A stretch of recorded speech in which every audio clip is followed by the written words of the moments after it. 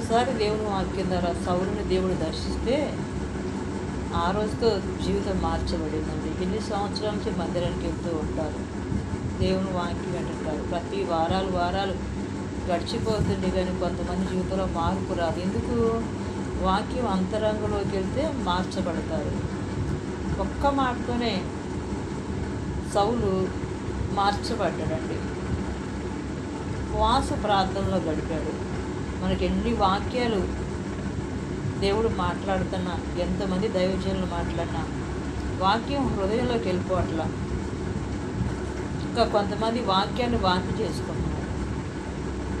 లోపలికి వెళ్ళి ఆహారం అరిగి శక్తిని పొందాల్సిన వాళ్ళు వాక్యాన్ని వాంతి చేసుకున్నారు. వాంతులు అవుతే శక్తి ఉంటుందా? అలానే దేవుని మందిరానికి వెళ్తున్నావు, వాక్యం నీలోకి వెళ్ళాలి. నీలో శక్తివంతమైన కార్యం జరిగితే ఆ బలంతో నువ్వు చేయగలుగుతావు ఏదైనా. వాక్యం నీ హృదయంలో లేకపోతే ఏమీ చేయలేవు, నిలబడలేవు దేవుని కొరకు. కాబట్టి వాక్యం అంతరంగంలోకి ఎవరికి వెళ్తుందో ఆ అంతరంగం శుద్ధీకరించబడింది, దేవుని కొరకు నిలబడగలుగుతాడు.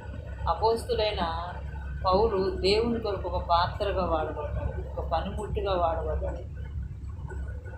14 పత్రికలు రాశాడు.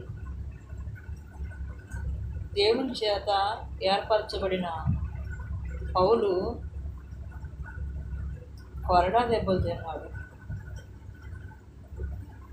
కపట సహోదరులు ఎదురయ్యారు.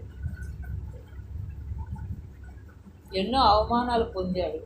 వస్త్రహీనుడయ్యాట, దిగంబరయ్యాడు. సముద్ర ప్రయాణాల్లో ఆపదలు వచ్చినాయంట.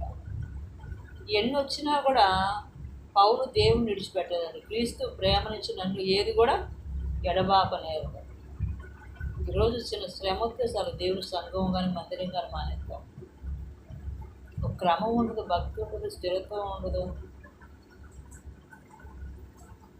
పౌలులాగా దేవుని కొరకు వాడబడే పాత్రగా ఉండాలని ప్రేమతో ఈ మాటలు తెలియపరుస్తుంది. వాక్యం నీ అంతరంగంలోకి వెళ్ళిపోవాలి, వాక్యాన్ని అనుసరించి నడుచుకోవాలి. అప్పుడు దేవుని కొరకు బలంగా నిలబడతావు. ఈ మాట దేవుడు దీవించుకుంటారు. Praise the lord.